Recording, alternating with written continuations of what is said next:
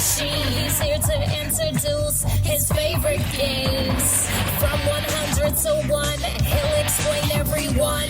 Action, trivia, fantasy, and more.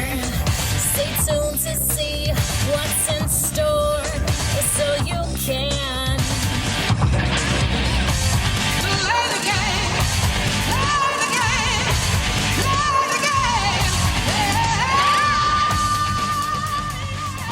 Hey everybody, I'm Tom Vasel, and today we are talking with Jason Levine about his top 100 games again. We are going to finish up the first half of the list, going from 60 to 51. So these should be better than the ones we've seen so far. And they are. They definitely are. I made a list here of games that I think are in your top 10. So I made it now. So we'll see as you go through this top 100 how many of these I'm crossing off. Because maybe they come up earlier. I feel pretty confident all 10 of the ones I've written down are on your list somewhere. But I wrote them down that I think they're in your top 10. Well, I know 2 of them are right, but I don't know about the other 8, so we'll find out. This one will definitely be a challenge, but I have a feeling that all 10 of those are probably on my list, because you know when I say something is really, really awesome... Means nothing. Absolutely nothing. It means something. When I rave about it, it does mean something. I'll say this on Jason's list, as I say with all the top 100 lists, realize that these things are always mobile. You made this list in August of 2015. Yeah. And I know that you've already played probably 1 or 2 games since then. That probably would have made the top 100 list. Yeah, there's already a game that we've been playing. No spoiler alerts. I don't know if the review has come out yet, but that's probably going to make my top 100 next year. It's that good, and you guys will be hearing a lot about it soon. All right, he's assuming it's top 100 next year. All right, let's get to it.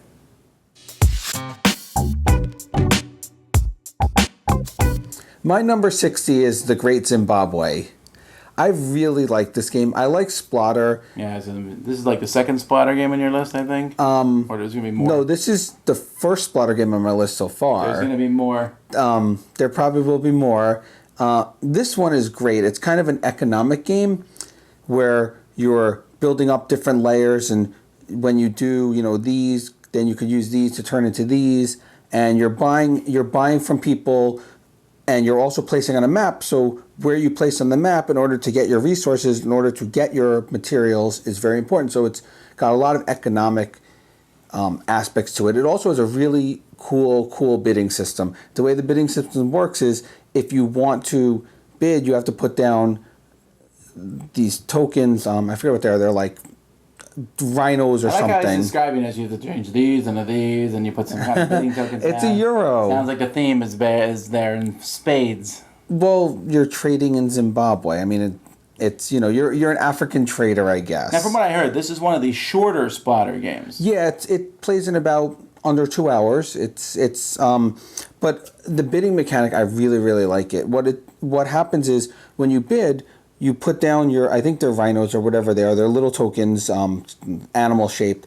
You put them down on each of the different pieces along the way. So if I bid 3, I go 1, 2, 3, and then if you bid 4, you go 1, 2, 3, 4, and then whoever bids the highest gets the first one, and they get back however many chips are on it. So the more you bid, you're wrapping chips back around, but then you're going to get a pile of chips based on which thing you take. So it's got a really unique... I'm not visualizing that, but all right, we'll take your word on that. Think sort of like a splitting mechanic, like where let's say we're playing 4 players. Anyhow, I'm sure people who watch the game will figure that one out. You'll like this bidding mechanic. It's kind of cool because it spreads out the money, but sometimes you want to bid more because you'll get more tokens back. All right, well there we go. Great Zimbabwe.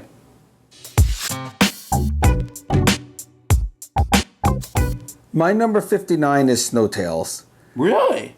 Yeah. Now, this one surprised me. I didn't think this would even make your top 100 because there's a lot of racing games out there. You like this one that much? Yes. I mean, I like racing games. We already talked about Hare and Tortoise, even though it's not a true racing game, but I like racing games. The Snowtails, the mechanic in Snowtails is really cool.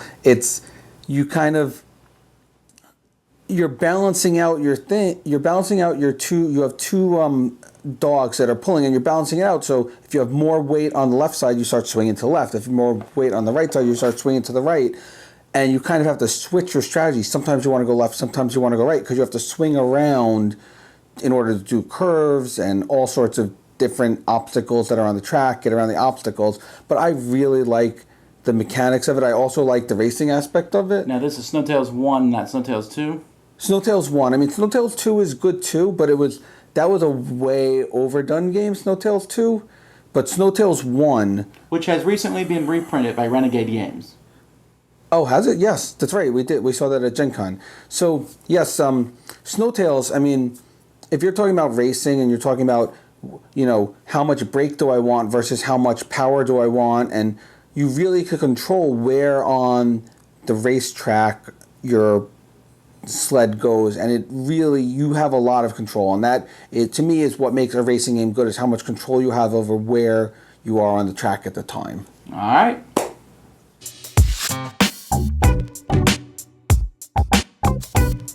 My number 58 is Alien Frontiers. All right. Yay, we have a crossover. It's also on my list. I figured it was. I think it's on all of our lists. I know we always talk about which Kickstarters are good, which Kickstarters aren't, and to me, still the best Kickstarter is Alien Frontiers. It is a wonderful dice placement game. I wouldn't call it a dice rolling game. I mean, yes, you roll your dice, but it's more of a dice placement game, and you're trying to use your dice to kind of take action spaces. So I consider it more of a worker placement, but with dice. And the mechanics are great. The tension's great. Every game comes down to the wire. Points always stay close in it. Are you talking about the base game only, or do you like the... No, I like all the expansions. I like the factions. I like the extra where everyone has all the different extras. Oh, I like everything. You could throw it all in that box, and it's Even all the great. rocket dice? Okay, the rocket dice don't really work that well, but Sorry. I don't mind regular dice. I'm trying to remember if Kingsburg has been in your list already or not. Kingsburg has not been in my list, and Kingsburg didn't make my list. Oh, it didn't make your list. Okay. No. So you like Alien Frontiers better? I like Alien Frontiers better. I mean, there's very few dice placement games that made my list. Well, there's very few, period. There is very few, period. But I mean, I like Kingsburg too. But Kingsburg, as you know, when we play it, there's one strategy that's better than the others. While Alien Frontiers, everyone's in the game every time, and not everyone's going to do the same thing in every game in Alien Frontiers, because you can go for each of the different parts of the planet. You don't have to just do one thing. All right.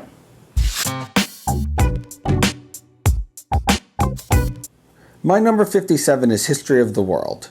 Okay, I figured this one would be on your list, although I would argue that History of the World is a dated game.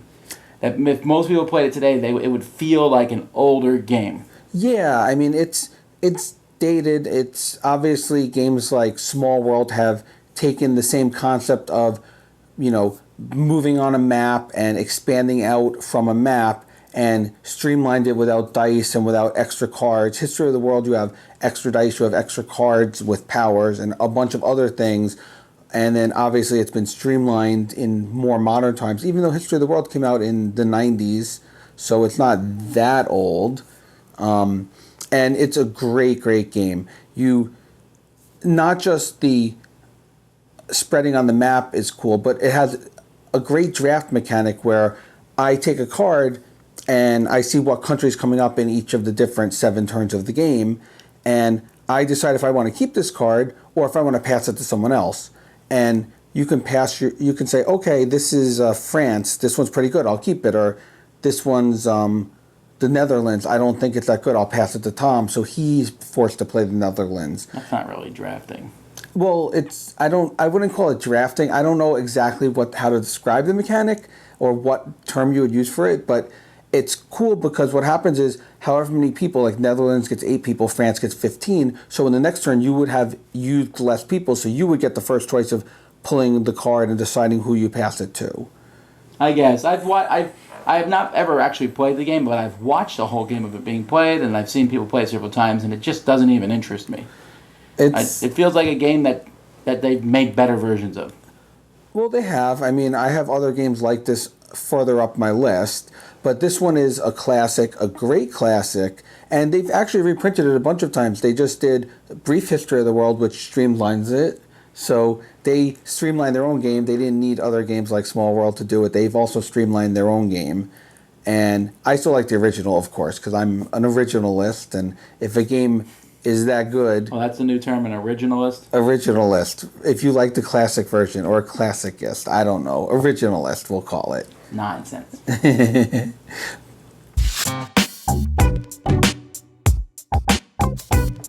My number 56 is Viticulture, and I'm adding the Tuscany expansion with it. I think you have to, because it really, in my opinion, makes the game that much better. Yes, I agree, and that's why I'm considering it one big game and not just Viticulture. Well, they're actually coming out this year with Viticulture Essentials, which is Viticulture with several of the expansions from Tuscany. Yes, all the best expansions, which... Almost all of them. They didn't include the new 4-season board, which is my favorite, I think. Oh, they didn't include the new board? No, I like the new board a lot. Oh, I like the new board too. I really like the new board because then you have more choices. You also, the special pawns where you can go back and forth. You know, I want to do an action that happened already. I want to prepare an action for later. I like the special meeples instead of just the plain boring meeples that you use in base game. There's so many aspects of this game. It's one of the best worker placement games, and everything makes sense. Like you're starting out, you're building vineyards. Then from the vineyards, you're going to take the grapes, you're going to crush the grapes, you're going to turn them into wine, you're going to bottle your wine, and then you're going to sell your wine. So the whole theme really comes through in this game. All right. Yeah, good choice, good choice.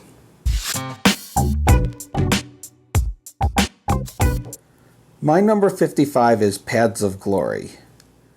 I like war games. Okay. I didn't put that one in your top 10, but I thought it would be pretty high, actually. Tom didn't put it in my top 10. This is a monster version of a card-driven game. So there's the simpler versions. You think it's a monster? I mean, it's like a 3-hour game, isn't it? Paths of Glory? No, it's like an 8-hour game. It's like an 8 to 10-hour game if you play the full World War I campaign. Yeah, but there's like some smaller, shorter games in there. Yeah, but no one... When you play... no one plays them. I know I played one. I want to play the whole World War I campaign, and it's incredible. I mean, it really feels like you're in the trenches in World War I, pushing. You know, the Germans. You're pushing, and then everyone else is coming in trying to stop them, and the Germans kind of spread. Then everyone comes in and forces them back, and it's got all the trench warfare, all the things that were great about World War I are in this, and it is an expansive game. It really gives you all the history, all the cards. As you're playing these cards, they're very historical. They give you a good feel of how World War I was. Every major event in World War I is in this game. So not just because it's a great card-driven game, but you also get a good historical lesson with this game. I think the game itself is fine. I don't like it that much, but I mean, it's not my style. I do think that it shows that World War I was a pretty boring war. There's a reason that there's not many World War I games. Yeah. I mean, they took the same... You're like, it feels like you're in the trenches. Yeah, because it's like, I move my piece here, you move a piece back. I move my piece here, you move a piece back. That's not a very interesting game, really. No, it is, though, because the push and pull is the push and pull and how far you spread and where you get your victory points is there's a lot of tension in this game, and they tried to redo the game in a World War II setting called Berlin to Barbarossa, and it didn't work as well. And World War I worked much better. That's mostly because there's like 8,000 other World War II games. True. But I definitely feel that Paths of Glory is the cornerstone if you're looking for a heavier version of a card-driven war game. My number 54 is Concordia. He's always talking about Concordia. I like Matt Gerdts a lot. We talked about Hamburgum earlier. Oh, Matt Gerdts. Yes. Right. You like rondelles. I like rondelles.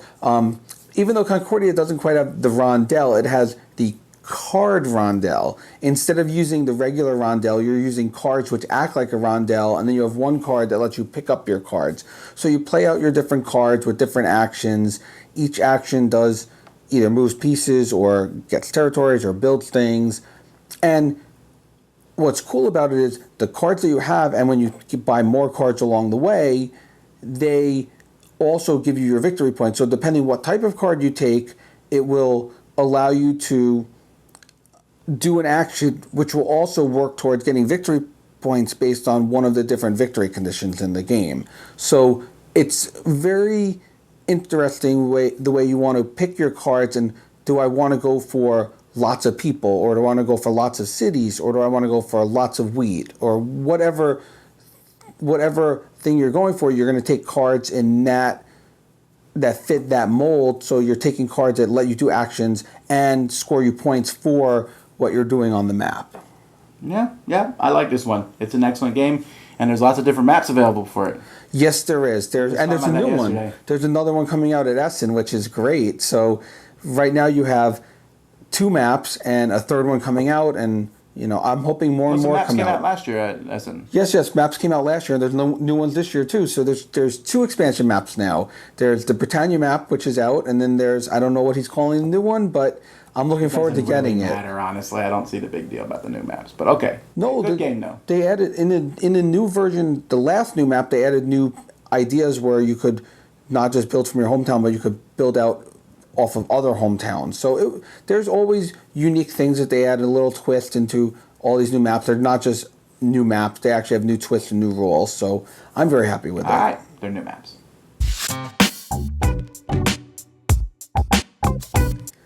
My number 53 is Lewis and Clark. Wow, that's a newer game to make it up pretty high. Well, The dice game, right? No. Lewis and Clark, the real game. I mean, I love the dice game too. Discoveries is very good. I've played that now 3 times, and Discoveries is very good as well. And it basically takes Lewis and Clark and turns it into the dice version. No, not a fun game. Lewis and Clark is one of the best racing games out there. Lewis and Clark has everything you could imagine in the game. It has slow as I can, but I'm walking a little faster than you. What a race. But the deck building in it is great. The way you deck build in this game, so you have a hand of cards, and you have to decide, do I want to use the card for its power, or do I want to use the card for its, multiplier? So one card you're going to play face up and use the power of it. The other card you're going to play face down, and you count the Indians on the side, and that's a multiplier. So you're not using all your cards in your hand every turn. You're using some cards for the power, some cards for the multiplier, and you have to really pick and choose what action you want to do each turn, because you can't use all your cards. You have to, some of the cards you're going to be forced to have to flip over and use the backside for the multipliers. And those choices are very, very, very interesting in this game. And that's why I think it is a great, great game for that aspect alone, the deck building aspect. But the racing is great as well. The racing and, am I going to... Yes, it is. It is so great. Am I going to line up my pieces? I've got to go 4 rivers and then over 2 mountains and then back to 3 rivers. And you have to really figure out how you're going to play your cards, because you have to be perfect on your cards in order to win this game. You have to really plan out your turns. You have to do a lot. And they also add in these Indian pieces where you could actually take other actions besides your cards. And I like that too, because you could mitigate what you're doing with your cards by taking Indians and then doing things with your Indians as well. Just a very great game. Lewis and Clark is an amazing, amazing race game, amazing deck builder, amazing everything. It combined many mechanics that are great, and I think everyone should play this game. All right.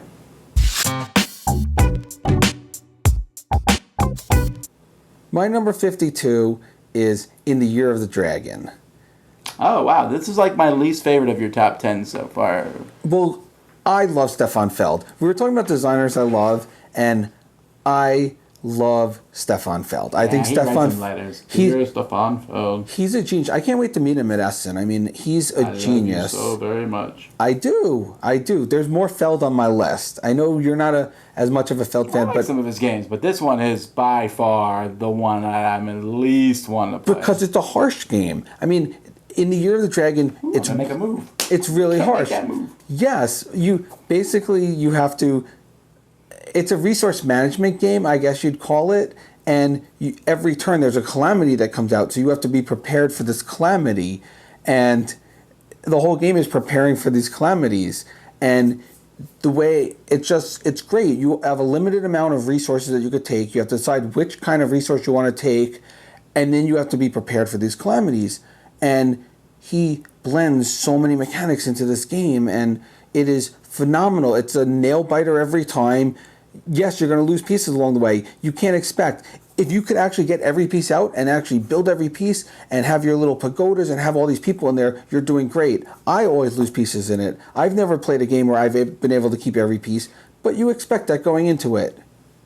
I just don't go into it. You should. I won't. I do.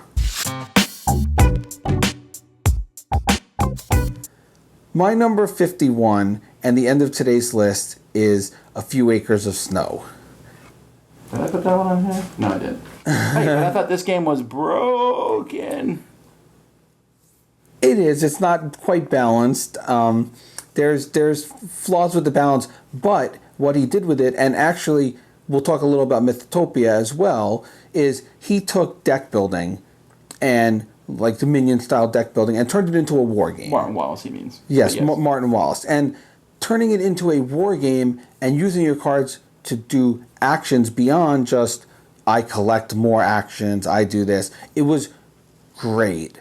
I like that he turned it into a war game. Yes, the British side should win more than 50% of the games by a lot because there are some broken strategies in it. But you will enjoy the game more if you just don't go read what these strategies are. Really. Yes, and I think with Mythotopia, which is his newer version, that's more like Small World. It's a multiplayer version, and that's more balanced because it's obviously built along that kind of engine where you're just spreading out, taking territories, rather than a true one-on-one war game. But I like them both. I really like Few Acres of Snow. I loved taking the deck building aspect and using a actual war game with the deck building aspect, and I highly, highly recommend it to anyone who likes war games. You will like doing deck building with your war game. Well, there we go. Halfway through Jason's list. Will the games get better? They need to get better than this 10, I think, but we'll see. I think they will. I know they will. And yes, I said that we would differ in taste, and as you can see, we're starting to differ. Nah, I'm sure he'll get better as time goes by.